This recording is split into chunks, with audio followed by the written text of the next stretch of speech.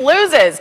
So anyway, I'm sorry, Ravens, if we've cursed you. It's just ridiculous. I can't believe it. Anyway, we don't discuss our picks before the show. Ryan, let's talk about this game, though, for these two teams. How important is it for them to get back on track?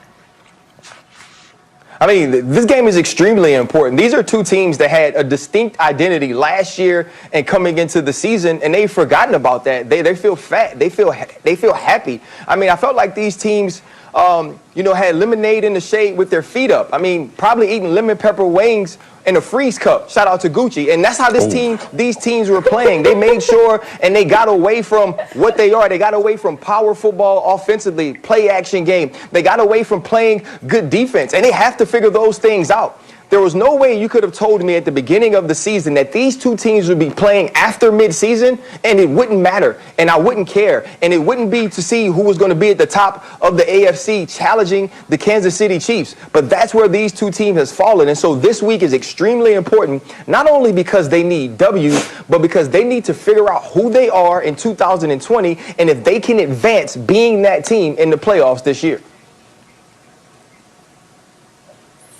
Els, listen, this is one of the, Ryan hit the point. Like, he took a lot of what the reality is. Like, two teams searching for themselves because, look, no, that's fire. It's fire. I mean, we think alike sometimes. Not all the time, but sometimes. But here's the bottom line, right? You think about the Baltimore Ravens and what their expectations were. This was a team we thought would challenge the Kansas City Chiefs. We thought would be right there in the conversation at the end of the year, and they have seemed to not understand who they are or who they're built to be. And this evolution of the passing game that I've been screaming about, forget all of that. Like, the Ravens need to make sure that they at least go into this game with a plan to do what they do. And then vice versa, because what I think is the most important thing and huge is that Calais Campbell and Brandon Williams is not going to play in this game. And the last outing we saw the Baltimore Ravens in, the New England Patriots and Damian Harris ran through them.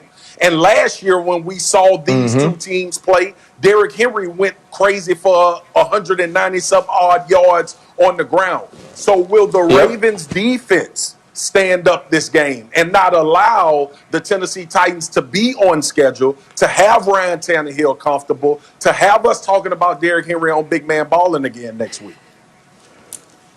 I'm going to end this love fest because while I agree with you about the Titans taking advantage of the Ravens' run defense and the injuries, Marcus, I actually don't agree with you about the Ravens. I think they need to evolve, and I think this is the game to do it.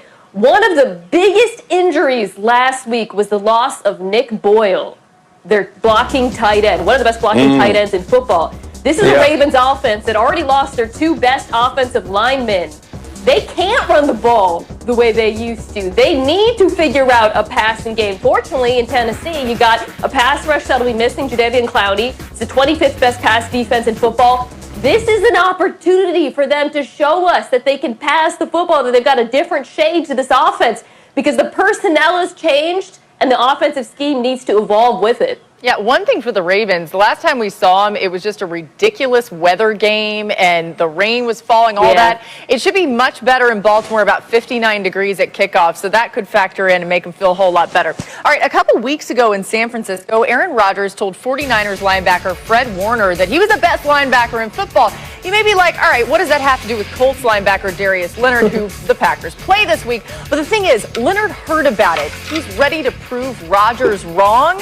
And this could be something to watch in this Packers-Colts game. Listen to what Darius Leonard had to say.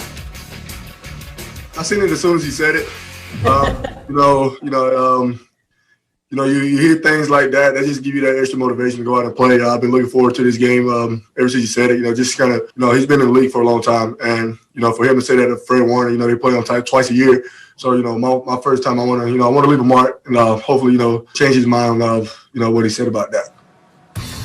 Darius Leonard's been leaving a mark all over the field, by the way, all season long. How about our picks for this game? We're totally split. The girls are on the Packers. The boys are on the Colts. So we'll see who ends up being right. It'll probably be us, Mina. You know what that means. I know. It's going to be, Mina and I are going to be right. So, Mina, Mina, we are on the Packers. What do you think they need to do to win? Devontae Adams, by the way, Field Yates reporting earlier in the show, should be good to go for this game. And that is part of the reason I'm picking them. Rodgers, who, by the way, learned what we all know, which is players do not like it when you rank players. Somebody's going to be offended. He is going to have to win this game for Green Bay by throwing deep, because that, to me, is where the Colts are vulnerable. This defense is very good, but they like to keep the football in front of them. They want you to run. They want you to throw it short. As a result, I think MVS and Devontae Adams are going to be enormous in this game. We're going to see explosive plays if Green Bay is going to win it.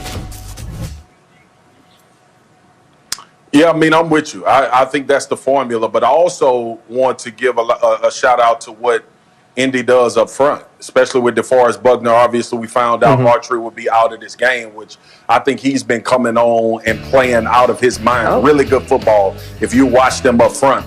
But you still have Houston, and this defensive line coached by Brian Baker, who was one of my D-line coaches in Dallas. They are going to understand how to rush and how to keep Aaron Rodgers in the pocket. Look, we know Aaron Rodgers does a tremendous job throwing the football, but I think we forget sometimes that Aaron Rodgers can get on the edges of defenses and really cause havoc, even with his legs, but more so extending plays and being able to hit those deep shots. This Indy defense plays real sound football in the front seven, and I think that's the reason they're going to prevail in this game, and along with being able to get pressure on Aaron Rodgers without having to add any extra rushers. Yeah, another piece of this is the run game of the Indianapolis Colts. And I know the numbers don't say that the Green Bay Packers are bad against the rush, but you can go back to last week against the Jacksonville Jaguars and see the way that James Robinson was able to run the football on him. And he actually had 2 touchdowns called back. And so I think that's going to be huge for the Indianapolis Colts. You want to defend Aaron Rodgers, you want to do a good job of stopping him, then keep him off the field. This also keeps Phillip Rivers from turning the ball over, even though outside the corners of the Packers are hurt. And so I think this game is going to be about the run game of the Indianapolis Colts and this very effective yet boring defense that they have.